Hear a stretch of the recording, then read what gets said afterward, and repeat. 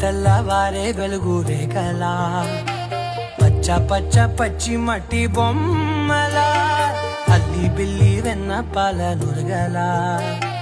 అచ్చ తెలుగు ఇంటి పూల కొమ్మలా దేవదేవుడే పంపగా ఇలా దేవతే మా ఇంట అడుగే పెట్టెనంట బ్రహ్మ కళ్ళలో కాంతులే మా అమ్మలా మా కోసం మళ్ళీ లాలి పాడేనంట.